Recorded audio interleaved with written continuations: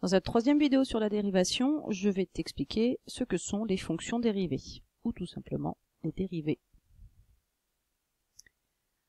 Alors, nous on a déjà vu quand est-ce qu'une fonction était dérivable en une valeur, en un nombre. C'est quand, justement, il existe une tangente au point A qui a cette abscisse-là de la courbe. Maintenant, ce qu'on veut savoir, c'est quand est-ce qu'une fonction est dérivable sur un intervalle. Eh bien, on dit qu'une fonction est dérivable sur un intervalle i si elle est dérivable en n'importe quel point de cet intervalle. Et donc, la fonction qui à x associera f' de x, le nombre dérivé en x, pour tout x de i, c'est ce qu'on appelle la fonction dérivée. Donc là, c'est une fonction. À chaque fois, à un point, on a créé une image. Ça s'appelle la fonction dérivée ou tout simplement la dérivée de f sur i. Et c'est une fonction qu'on notera f'.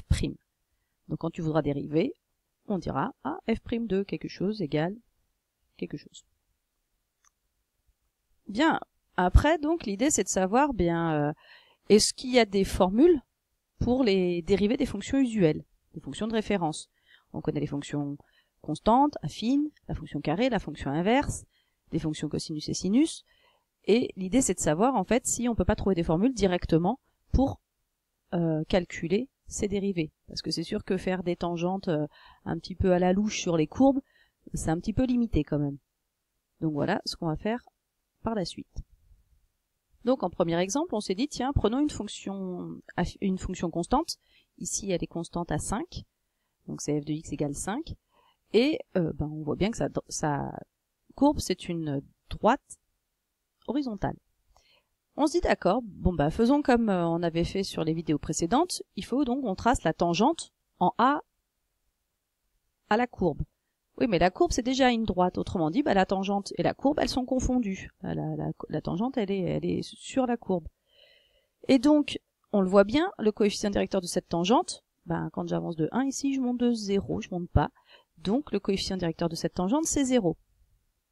Autrement dit, ici, là, quand A vaut 3,8, le nombre dérivé vaut 0. Donc, f' de 3,8, c'est 0.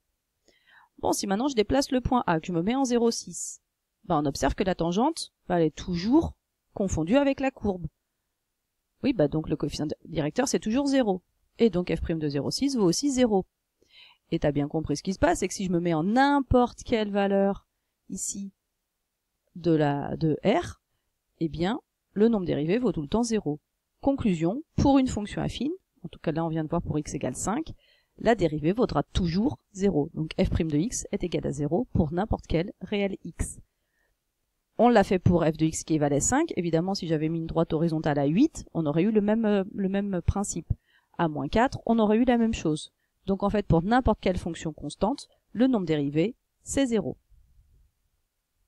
Et ça nous permet donc de compléter la première ligne du tableau qui disait que si on a f de x qui vaut un certain nombre, k, donc une constante k, alors la dérivée, on vient de le dire, c'est 0, et ça c'est vrai pour n'importe quel nombre de R.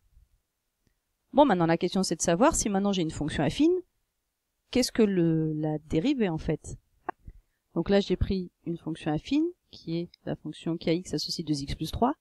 J'ai placé donc toujours un point A sur la courbe, ici en abscisse moins 4,1.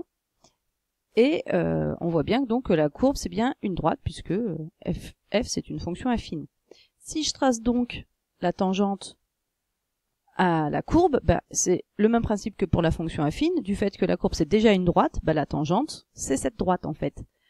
Donc en fait, le coefficient directeur de t c'est le même que celui de f. Autrement dit, c'est 2.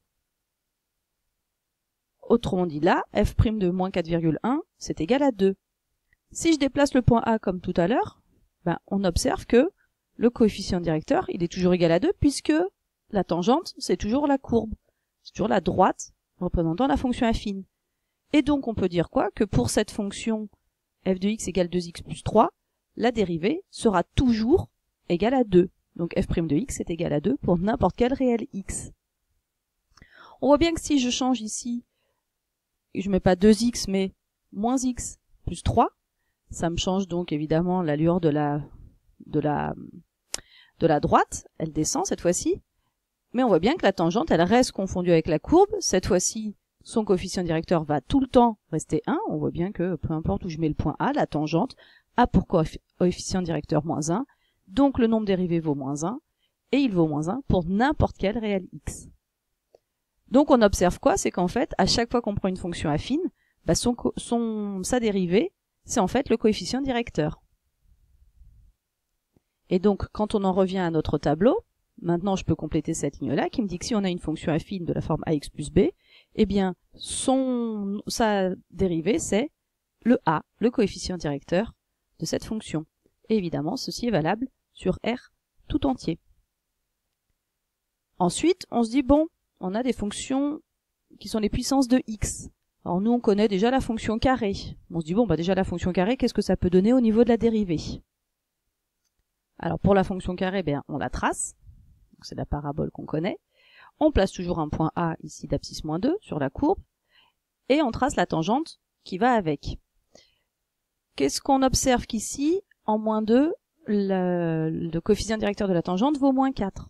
Autrement dit, le nombre dérivé en moins 2, c'est égal à moins 4. F' de moins 2 égale moins 4. Bon, regardons un petit peu ce qui se passe. Si je me mets en moins 1,5, c'est moins 3. En moins 0,7, c'est moins 1,4. Est-ce que tu vois un petit peu le lien? Il semble que quoi? Il semble que quand on prend le nombre ici, il en ressorte son double. Si je regarde en moins 0,5, c'est moins 1. En 0, c'est 0, normal, puisque la tangente elle est horizontale. Si je m'en mets en 0,6, c'est 1,2. Bon, il semblerait que cette formule marche à chaque fois, c'est-à-dire qu'à chaque fois, il suffit de doubler. Donc quand on prend un nombre ici, il en sort son double. Autrement dit, il semblerait, et c'est vrai, que la dérivée de la fonction carré, ce soit en fait f' de x égale 2x, pour n'importe quel réel x. On peut donc continuer à remplir notre tableau. Alors là, je peux pas tout à fait remplir complètement celui-là, mais on voit bien que donc pour x au carré, ici j'aurais mis 2x. Oui, mais c'est pas x au carré, c'est x puissance n. Et alors en fait, pour x puissance n, on a une formule qui fonctionne un peu comme on vient de voir sur x au carré, qui dit qu'en fait, la dérivée, ce sera quoi? Eh bien, le n va tomber devant et la puissance va diminuer de 1. Autrement dit, la dérivée, c'est n fois x puissance n-1. Et ça, c'est valable sur R tout entier. On l'observe, donc, si on prend n égale 2, puisque c'est ce qu'on vient de faire, on voit bien que le 2 va tomber devant, ça va faire 2x puissance 1 de moins, autrement dit puissance 1, et 2x puissance 1, c'est bien 2x. Donc c'est ce qu'on a observé sur la courbe de la fonction carré. Donc voilà, on vient déjà d'observer pour les trois premières fonctions, pour les trois premiers types de fonctions, ce qu'elles avaient comme dérivée. Maintenant, un peu plus rapidement, je te donne les formules suivantes. La fonction inverse, 1 sur x, là, sa dérivée, ce sera moins 1 sur x au carré, n'oublie pas le moins, et ça évidemment c'est valable pour tout nombre réel, sauf évidemment 0. Pour cosinus x, sa dérivée ce sera moins sinus x, ça c'est vrai sur R, et pour sinus, x ce sera cosinus x, aussi sur R. Donc ce tableau-là, tu as à le connaître par cœur, et ça nous permet après de faire des exercices où on va appliquer ces formules-là. Des petits exemples pour finir. Supposons donc qu'on prenne la fonction f qui a x associé moins 5x plus 3, et on veut calculer f' de 5. Alors à chaque fois qu'on veut calculer f' de quelque chose, déjà on calcule f' de x, on calcule déjà la dérivée en x donc. Donc c'est là qu'on observe et puis on regarde un petit peu à quoi ça peut nous faire penser du tableau. Moins 5x plus 3, on se dit oh, moins 5x plus 3, c'est une fonction affine. Autrement dit, on l'a vu dans le tableau et on l'a vu sur les vidéos que sa dérivée c'est toujours le coefficient directeur. Autrement dit, pour n'importe quel x de R, f' de x vaut moins 5. Et maintenant j'applique ça en 5, f' de 5, ça vaut tout le temps moins 5, on l'a dit, donc peu importe que je me mette en 5, en moins 2 ou en 8, ça vaut toujours moins 5. Donc ça c'est notre premier exemple. Un deuxième exemple, si je prends la fonction qui a x associé x puissance 3 sur R, et qu'on veut calculer f' de 2. Eh bien comme tout à l'heure, je calcule déjà f' de x. On le sait, c'est une fonction puissance, on l'a dit tout à l'heure, qu'est-ce qu'elle fait? La puissance, elle va tomber devant quand on va dériver, et la puissance va diminuer de 1. Autrement dit, ça fera 3x puissance 2, donc 3x au carré. Ça, ce sera f' de x. Et après, on applique ça en 2, donc on fera 3 fois 2 au carré, autrement dit 3 fois 4, c'est-à-dire 12. Donc tu vois, c'est pas si compliqué. Par contre, il faut que tu connaisses absolument tes formules sur le bout des doigts. Un troisième exemple, si je prends la fonction inverse, donc sur R étoile, et que je veux calculer f' de moins 3. Eh bien, on l'a vu dans le tableau, là c'est direct, la formule c'est moins 1 sur x au carré pour la dérivée. Et après on applique ça en moins 3, et c'est fini. Ça fera donc moins 1 sur moins 3 au carré, c'est-à-dire moins 1 neuvième. Un dernier exemple, donc, pour la fonction qui a x associe cosinus x sur R. On veut calculer donc f' de pi sur 2. On sait que la dérivée de cosinus x, le tableau nous l'a dit, c'est moins sinus x. Et après, on applique ça en pi sur 2, autrement dit moins sinus pi sur 2. Pi sur 2, tu te souviens, c'est tout en haut sur le cercle trigonométrique. Et donc son sinus vaut 1. Mais comme on veut moins le sinus, autrement dit, ça va faire moins 1. Donc voilà pour ces 4 petits exemples qui t'expliquent déjà un petit peu comment on utilise ces dérivées des fonctions usuelles. Pour finir, on continue un tout petit peu le tableau. On a encore 2 nouvelles formules de dérivées. C'est la dérivée de cos ax plus b et de sinus ax plus b, donc cosinus d'une fonction affine et sinus d'une fonction affine. Alors ça va se dériver pour cosinus un peu comme justement cosinus x. Cosinus x c'est moins sinus x, sa dérivée. Autrement dit, là on va avoir à peu près la même chose, ce sera moins sinus de tout ce paquet-là, donc moins sinus de ax plus b, avec toujours la dérivée de ax plus b qui va sortir. Autrement dit, le a qui va sortir. Donc moins a sinus ax plus b. Exactement de la même façon pour sinus, on sait que sinus x se dérive en cosinus x, autrement dit, sinus ax plus b va se dériver à peu près de la même façon, toujours avec le a qui va sortir, et ça donnera donc a facteur de cosinus ax plus b, et les deux étant dérivables sur R. Donc même chose, ces 2 formules-là à connaître par cœur.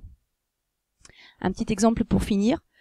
On parle de la fonction qui a x associe cos de 3x plus pi sur 2, et on veut calculer sa dérivée. Eh bien, on voit que c'est cette forme-là, cos ax plus b, avec le a qui vaut 3 ici, le b qui vaut pi sur 2. Autrement dit, qu'est-ce qui va sortir? Là, le a, ce sera le 3, et donc, la dérivée, ce sera moins 3 sinus de, et toute la parenthèse, on la touche pas, 3x plus pi sur 2.